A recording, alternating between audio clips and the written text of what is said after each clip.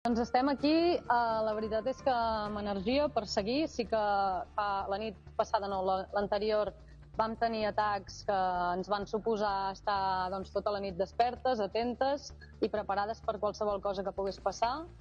Però aquesta nit hem tingut una nit tranquil·la a aigües territorials gregues i això, hem agafat forces per seguir endavant amb la nostra missió de trencar el bloqueig que el sionisme està perpetuant sobre Gaza i denunciar el genocidi que s'està portant a terme. Explica'ns exactament, més enllà de la tranquil·litat, entre cometes, que heu viscut en les últimes hores, aquests últims dies, què heu patit? Sí, bàsicament el sionisme el que està intentant és amenaçar-nos, crear por, no?, perquè aturem aquesta missió a través de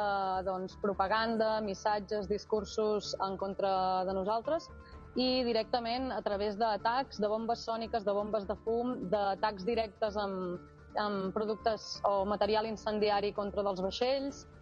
intervenint-nos a la ràdio, estan intentant frenar-nos, no?, una miqueta amb aquestes amenaces i aquests atacs directes. Que per això nosaltres des d'aquí estem demanant, a part de la mobilització de la societat civil que s'està mobilitzant des de fa temps i que està